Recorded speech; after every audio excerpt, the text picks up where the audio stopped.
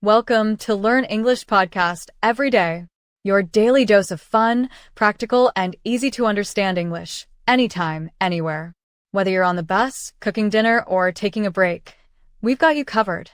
This channel helps you improve your speaking and listening. So hit that subscribe button bell and start your journey to confident English, one day at a time. Let's get started. Over 30 million copies. Mhm. Just think about that number for a second. It's huge. It really is. That's how many people have picked up Dale Carnegie's How to Win Friends and Influence People. And we're not just talking random readers, right? You've got world leaders, CEOs, top performers. Exactly. People who really rely on influence are using these principles. So yeah, this isn't just another flip through of an old book. This deep dive, it's really about understanding why it stuck around, what these core ideas are for, relationships, communication, getting your point across. Right. Think of this as the highlights reel, maybe. We've gone through a detailed summary to pull out the core stuff, the nuts and bolts. Mm-hmm.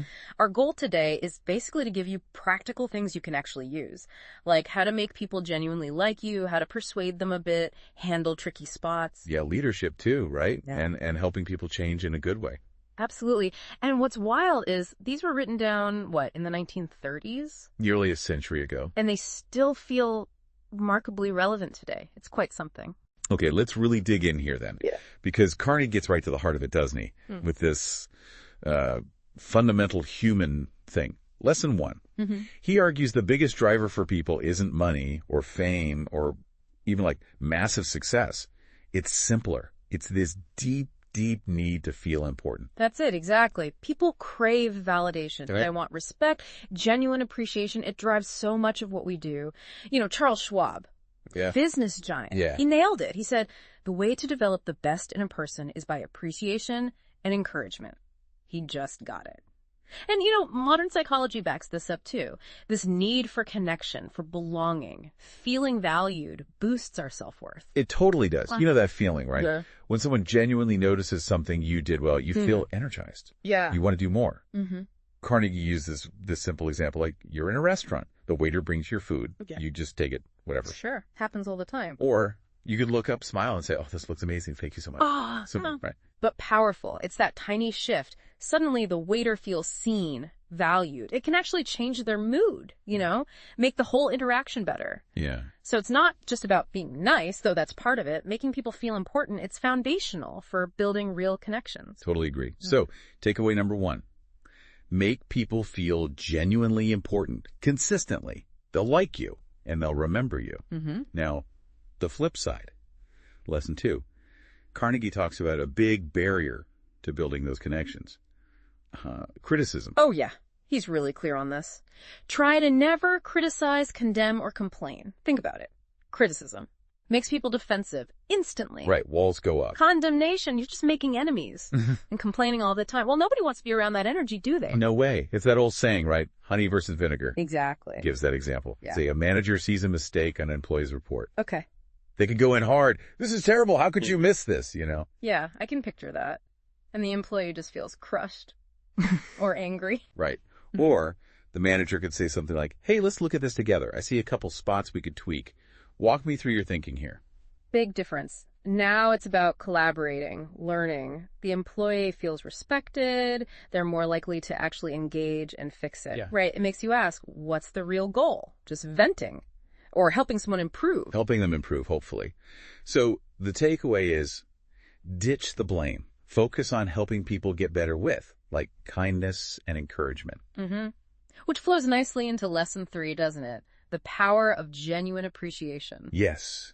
And that word genuine is doing a lot of work there. It really is. Carnegie insists people will often go above and beyond for genuine appreciation, not flattery, not sucking up, real, honest acknowledgement of their value. Exactly. And he gives concrete examples like, at work, don't just say good job on a presentation. Too generic. Right. Yeah. Try, wow, the way you explained that complex data was super clear. Really helped everyone get it. Specific. Or at home. Don't just take things for granted. Hey, I really appreciate you making coffee for me every morning, just how I like it. Mm-hmm. Little things. Even with strangers. Mm-hmm. Security guard, a cashier, a sincere thanks for your help, or appreciate you being here. It matters. And it compounds, doesn't it? Carnegie tells that story, the businessman whose employees were kind of Yep. low morale. Yeah, I remember that one. Instead of nagging, he started actively looking for small things to appreciate. Genuinely. And productivity apparently doubled. Doubled. That's amazing. It just shows when people feel truly valued, they bring more energy, more effort. So lesson 3 takeaway. Genuine appreciation leads to more motivation, deeper connections, more respect. Simple, but huge. Definitely. Okay, shifting gears a bit. Something about first impressions. Lesson 4. The simple magic of a smile. Ah, yes. So basic, but so powerful. Carnegie points out we make snap judgments, right? First few seconds? Instantly. And your face. Huge part of that. Imagine walking into a room looking all tense and serious. Yeah, kind of closed off. Versus walking in with a warm, genuine smile. The whole feeling can shift. It's like a universal hello, isn't it? No words needed. It says, I'm approachable, I'm friendly. Yeah. Builds trust right off the bat. Totally. But, and this is key, Carnegie says it has to be genuine. Right. A fake smile is almost worse. Oh, definitely. More off-putting. A real smile comes from feeling positive inside. It signals openness. Think about two shopkeepers, right? One's always neutral, maybe a bit grumpy. Okay. The other greets everyone with a real smile. Who are you going to feel more drawn to? Who probably gets more business? The smiler, for sure. People like positivity. Exactly. So takeaway 4, want to be more likable, build rapport faster, smile more, but make sure it's real. Got it. Now, lesson 5 hits something really personal. He says the sweetest sound, the most important sound in any language, is a person's own name. It's incredibly simple, but wow, it works. Carnegie says our name is tied so closely to our identity, our sense of self. Using it in conversation, it creates an instant bond. It makes the other person feel seen, acknowledged, special even. It shows you paid attention. It really does. Think about it. You meet someone, Sarah, if you just say you the whole time. Yeah, it feels impersonal. Versus saying, Sarah, that's a really interesting point, or, so Sarah, what do you think? It just lands differently, more personal, makes them feel valued. It's deeply wired in us. Our name is core to who we are. Hearing it used, especially early on, signals respect. It's a basic courtesy that goes a long way. Right, so the takeaway is pretty clear. Make the effort, learn people's names, and actually use them. Simple but effective. Okay, lesson 6. This shifts the focus. It's not just what you do, but what you show. It's about genuine interest in others. Yeah, and this is where a lot of us stumble, I think. Naturally, we're focused on our own stuff, right? Our worries, our wins, our stories. Totally. So we go into conversations kind of waiting for our turn to talk about ourselves. Yeah. But Carnegie says the real key to being liked, flip that. Show sincere interest in the other person. It's easy to fall into that me trap. He contrasts it well, doesn't he? Like someone asks, how are you? But they're already launching into their own day before you finish answering. We've all been there. Versus someone who asks, listens, really listens, and then asks follow-up questions. Oh, really? Tell me more about that. The difference in how you feel in that second conversation is huge. You feel heard. You feel valued. People love talking about themselves, about their interests. When you show genuine curiosity, it builds that connection fast. Carnegie even tells that story about the guy at the party. Barely said anything about himself. Oh, yeah. But everyone thought he was the most fascinating person there. Why? Because he just listened intently and asked great questions about everyone else. That's brilliant. It flips the script. It's not about impressing people with your stories. It's about being genuinely interested in theirs. Exactly. So, lesson 6 takeaway. Stop trying so hard to be interesting. Focus on being interested. Which leads perfectly into lesson 7, becoming a really good listener. Crucial. Showing interest is the start, but active listening, that's the skill. Carnegie argues most people listen just to figure out what they're going to say next. Yeah, waiting for that gap to jump in. Right. Not really to understand. He says a true listener is rare. And because it's rare, it's incredibly powerful for building influence. Points out that great leaders, often amazing listeners. It makes sense. Think about the impact of feeling truly heard.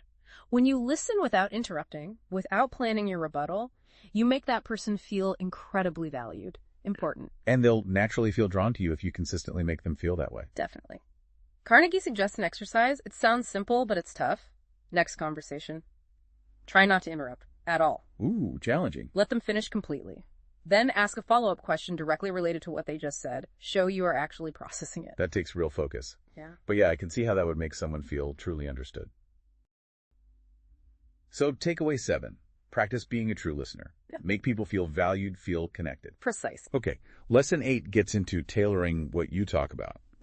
The power of talking in terms of the other person's interests. Right. I mean, imagine walking into a party and just launching into, like, the intricate details of your obscure stamp collection. Haha, yeah, probably not going to hold the room. Exactly.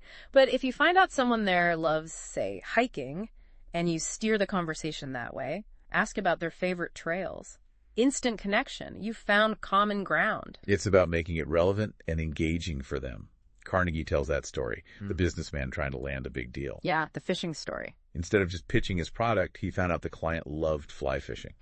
Did his homework. So he starts the meeting asking about the client's recent fishing trips. They apparently talked fishing for an hour before business even came up. And shake out the deal. Because he built that personal connection first. He showed genuine interest in something the client was passionate about. Brilliant. So takeaway 8, find out what excites people. Talk about that. They'll enjoy your company more and probably be more open to your ideas too. Makes sense. Okay, lesson 9. This tackles something that causes a lot of friction. Consciously avoiding arguments. This is a big one. And maybe counterintuitive for some people, right? Because we like being right. Totally. But Carnegie argues strongly. Even if you win the argument, you often lose the relationship or at least damage it. When people feel attacked, proven wrong. They get defensive. Exactly. Their ego flares up. They dig their heels in even more. You might win the point, but you alienate the person. Yeah, you score a point, but lose the game maybe. He talks about Benjamin Franklin, right? How he changed. He apparently used to be quite argumentative. But he became super persuasive by making a personal rule. Basically, stop directly contradicting people or asserting his own opinions too forcefully. Instead, he started asking questions, gently guiding people. It's kind of like the Socratic method, isn't it? Yeah, asking those easy-to-agree-with questions first, leading them along. Exactly. So takeaway 9, resist the urge to argue, use questions, guide gently. It's way more effective for actual influence. Okay. Lesson 10 is about owning up. Admit your mistakes immediately and honestly. This can be surprisingly powerful. It's disarming, builds goodwill. Think about it. Someone messes up at work. Option A, they get defensive, blame someone else, make excuses. We've all seen that. Option B, they say straight up, you know what, you're right, that was my mistake, I take full responsibility. Who do you respect more? Oh, person B, hands down. Yeah. Every time. It takes humility, right? Yeah. And people appreciate that honesty. Definitely. And Carnegie points out, admitting it right away often diffuses the other person's anger.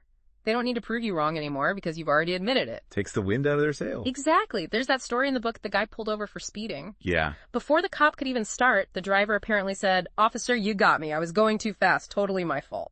Bold move. The cop was so surprised by the immediate honesty, he just gave him a warning. Wow. Okay, so lesson 10 takeaway. Don't argue, don't excuse, admit mistakes fast and sincerely, earns respect, stops conflict. Powerful stuff. Lesson 11 feels quite subtle. The art of letting the other person feel the idea is theirs. Yes. People are way more invested in ideas they feel they helped create, right? Or even came up with themselves. True. We like our own ideas best. So instead of just telling people your solution, you guide them. You ask questions so they arrive at the conclusion feeling like they own it. It's about leading them there, but making it feel like their discovery. Carnegie gives that manager example, wanting a more efficient workflow. Instead of just saying, do this now, he holds a meeting, asks things like, where are we getting stuck? What could we do to make things smoother? Right. Open-ended questions. Gets the team thinking, brainstorming. Because they helped identify the problem and suggest the solution, they're naturally more bought in, more motivated to make it work. Makes total sense. So, takeaway 11, guide with questions. Help people reach the conclusion themselves. Let them feel ownership. Exactly. It's more effective long-term. Lesson 12 is about grabbing attention. Dramatize your ideas. Yeah, in today's world, just spitting out facts. It often doesn't cut through the noise. Information overload. Right.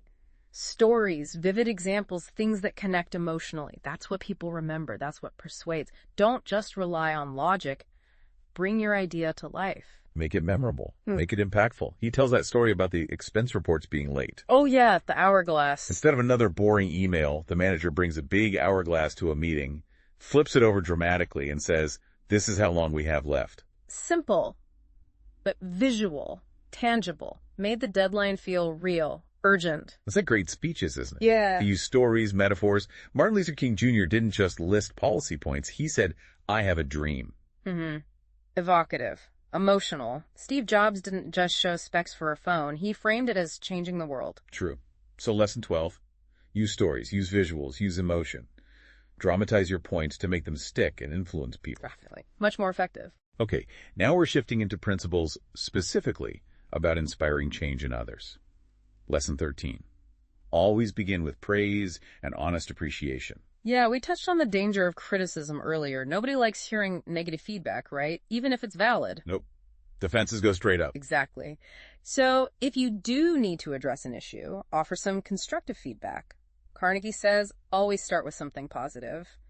Genuine praise. Sincere appreciation. Soften the blow first. Create a receptive mood. He uses that example of the employee, Mark, who's always late for meetings. Okay. Instead of jumping in with, "Mark, you're late again. This is unacceptable." Which just makes Mark defensive or resentful. Right. Try starting with, "Mark, your insights and our strategy sessions are really valuable, and your problem solving is a huge help to the team. Now, I did want to chat briefly about the meeting start times." See. That initial praise, it puts Mark at ease, makes him feel valued first.